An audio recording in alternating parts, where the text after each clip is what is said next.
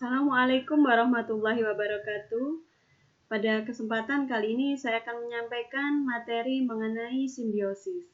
Mari kita simak bersama presentasi materi simbiosis berikut.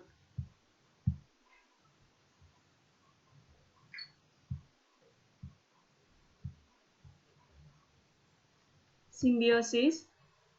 Pengertian simbiosis. Simbiosis adalah hubungan antar makhluk hidup yang saling terkait.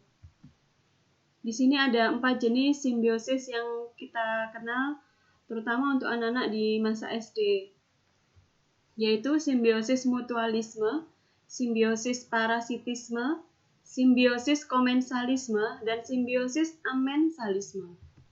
Mari kita lihat masing-masing pengertian dari simbiosis berikut.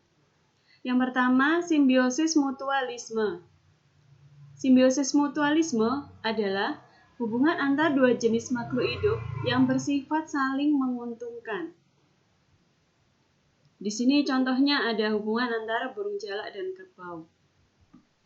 Kemudian yang kedua, simbiosis parasitisme.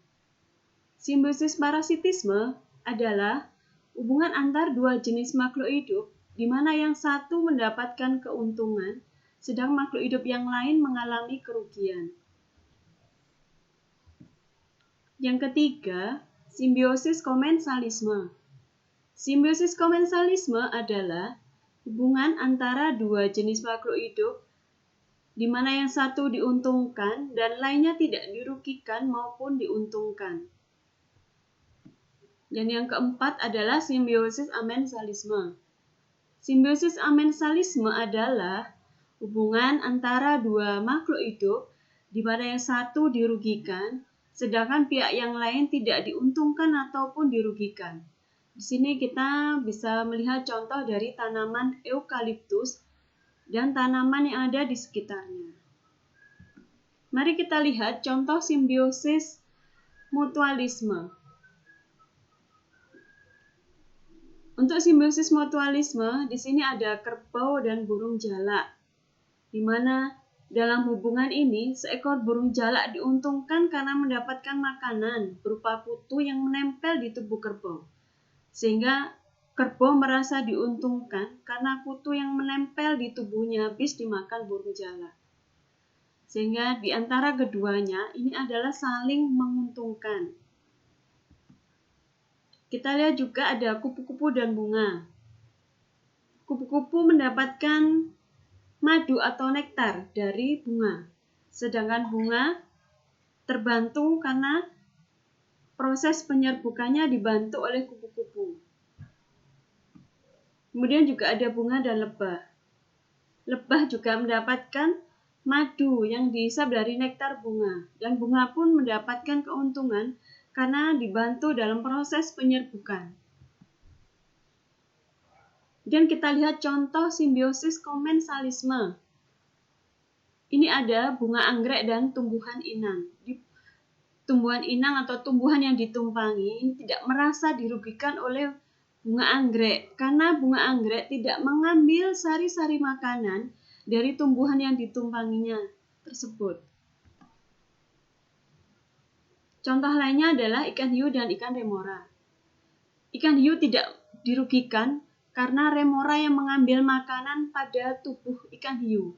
Karena yang diambil oleh ikan remora adalah sisa-sisa makanan dari ikan hiu yang menempel di tubuhnya.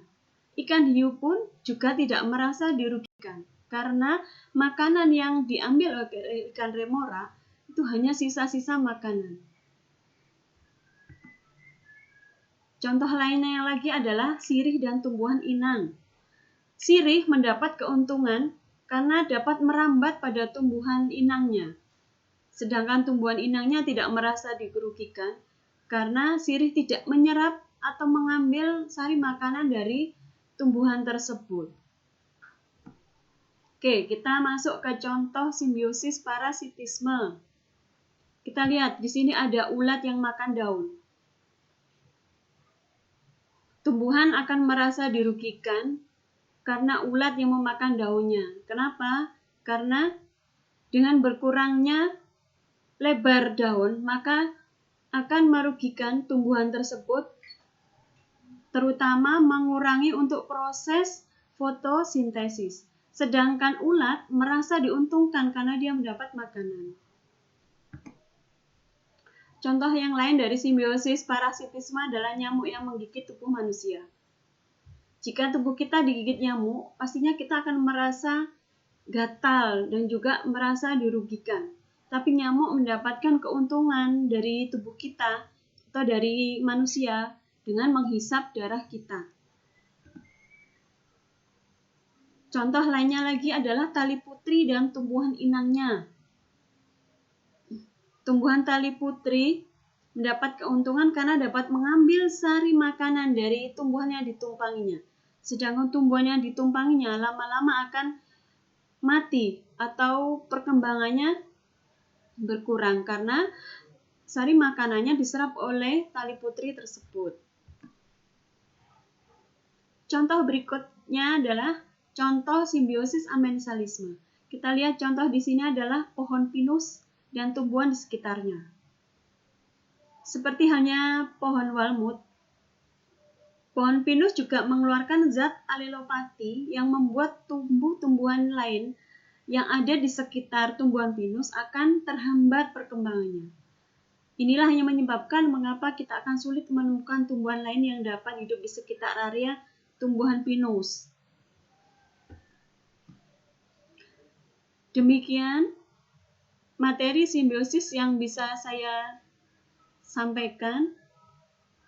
Semoga bermanfaat. Demikian tadi presentasi materi simbiosis dari saya, semoga bermanfaat. Terima kasih. Assalamualaikum warahmatullahi wabarakatuh.